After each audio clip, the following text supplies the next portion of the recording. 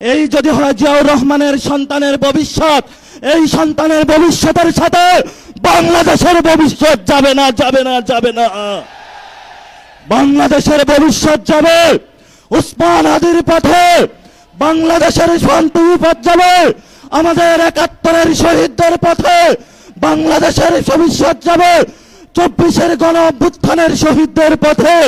যদি এই পথকে বাধা হয়ে দাঁড়ায়, আমরা তাদেরকে প্রতিরোধ করতে প্রস্তুত আছে ইনশাআল্লাহ। রাজপথে থাকবেন, লড়াই চলবে দুর্বার গতিতে। আসছে ফাগুনে, বসন্ততে, আগামীর দিনগুলোতে দ্বিগুণ, তিনগুণ, চতুর্গুণ হয়ে ইনশাআল্লাহ আমরা মাঠে ফিরব।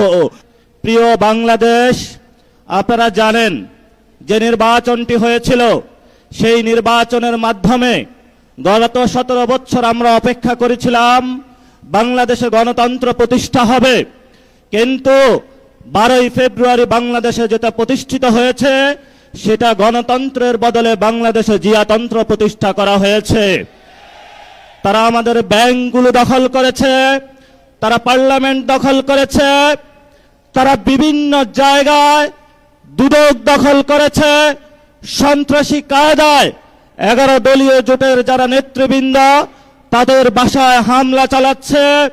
জনগণের যে অধিকার রয়েছে, যেই ভিত্তিতে জনগণ ভোট দিয়েছিল, জনগণের হাতে এখন বালতি ধরিয়ে দিয়েছে, রাস্তায় সিরিয়াল ধরিয়ে দিয়েছে।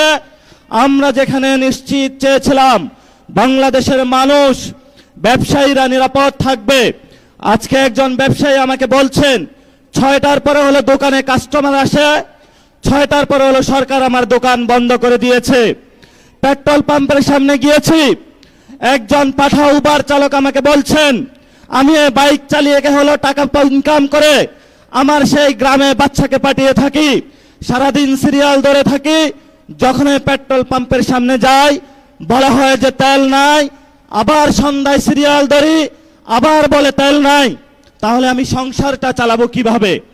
বাংলাদেশের সাংবিধানিক যে প্রতিষ্ঠানগুলো রয়েছে, সেই সাংবিধানিক প্রতিষ্ঠানগুলোকে আমরা যখন একটি নতুন বাংলাদেশে সংস্কার নিশ্চিত করতে চেয়েছিলাম, দুদকে সংস্কার নিশ্চিত করতে চেয়েছিলাম, বিচারালয়ে সংস্কার নিশ্চিত করতে চেয়েছিলাম, পুলিশ প্রশাসনের সংস্কার নিশ্চিত করতে চেয়েছিলাম, সাংবাদিক ভাইদের সংস্কার নিশ্চিত করতে চেয়েছিলাম, ব্যবসায়ী ভাইদের সংস্কার নিশ্চিত করতে চেয়েছিলাম, ব্যাংকিং খাতে সংস্কার নিশ্চিত করতে চেয়েছিলাম, সেখানে হলো মাননীয় প্রধানমন্ত্রী তার চিরচরিত অভ্যাস হাবুবেনের ভাই বারাদেরকে নিয়ে এসেছে, কাউকে দুদকে বসিয়েছে, কাউকে বাংলাদেশ ব্যাংকে বসিয়েছে, কাউকে বিচারালয়ে বসিয়েছে, কাউকে হলো পুলিশ প্রশাসনে বসিয়েছে, কাউকে হলো পার্লামেন্টে নিজে মুখ বন্ধ করে তাকে হলো তার গ্রিন কার্ড দিয়ে বলেছে তুমি যা ইচ্ছা বাংলাদেশের মানুষের সাথে গাদ্দারি করতে পারো, তোমাকে আমি গ্রিন কার্ড দিয়ে দিলাম। এই যদি হয় জিয়াউর রহমানের সন্তানের ভবিষ্যৎ, এই সন্তানের ভবিষ্যতের সাথে বাংলাদেশের ভবিষ্যৎ যাবে না, যাবে না, যাবে না। বাংলাদেশের ভবিষ্যৎ যাবে উসমান হাদির পথে, বাংলাদেশের শান্তির পথ যাবে আমাদের ৭১-এর শহীদদের পথে, বাংলাদেশের ভবিষ্যৎ যাবে ২৪-এর গণ অভ্যুত্থানের শহীদদের পথে। যদি এই পথকে বাধা হয়ে দাঁড়ায়, আমরা তাদেরকে প্রতিরোধ করতে প্রস্তুত আছে ইনশাআল্লাহ। আমরা সেই দিন শাহবাগে দাঁড়িয়েছিলাম, সরকারকে আলটিমেট দিয়েছিলাম আমরা কালকে কাউরান বাজার যাচ্ছি, এর পরের দিন ফার্মগেট যাচ্ছি, এর পরের দিন গণভবন যাচ্ছি। সরকার কর্ণপাত করে নাই। আজকে আমরা পল্টন মোড়ে দাঁড়িয়েছি।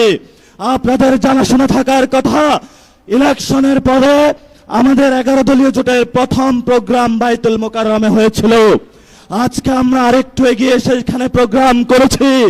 ইনশাআল্লাহ আমাদের এই মিছিল যদি সরকার সঠিক পথে না আসে, জনগণের গণভোটের রায় বাস্তবায়ন না করে, সংস্কার প্রক্রিয়া বাস্তবায়ন না করে, জনগণের অধিকার নিশ্চিত না করে, দ্রব্যমূল্যের দাম না কমায়, জ্বালানি সংকটের নিরসন না করে, এবং বিচারালয় থেকে শুরু করে সকল যে জায়গায় সরকার গুন্ডা সন্ত্রাসী হাওয়া ভবনের লোক বসিয়েছে, গণতান্ত্রিক প্রক্রিয়ায় সরকারের সেই প্রতিষ্ঠানগুলোকে জনগণের কাছে যদি ন্যস্ত না করা হয়, আমাদের এই মিছিল পরবর্তীতে কাকরাইল যাবে।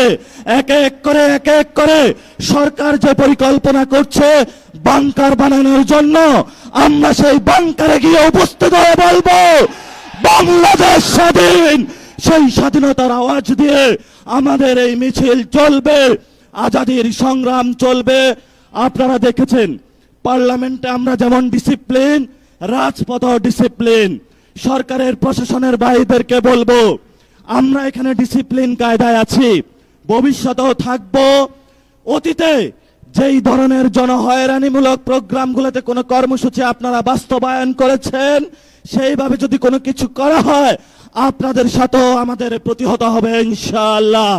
আপনারা আমাদের ভাই যারা মিডিয়া পাড়ায় আছেন, আমরা জানি আপনাদের যারা মালিকবৃন্দ রয়েছেন অনেক জায়গায় গিয়ে তারা তাদের আত্মসমর্পণ করেছেন, কিন্তু যারা সাংবাদিক ভাইরা যারা আপনারা আজকে এখানে ক্যামেরা ধরে আছেন, যারা রিপোর্টিং করছেন, যারা স্টাফ রিপোর্টার আছেন, যারা বিভিন্ন নিউজে এক্সিকিউটিভ পদে আছেন, আপনারা কিন্তু কারো কাছে মাথা বিক্রি করেন না, এটা আমরা জানি।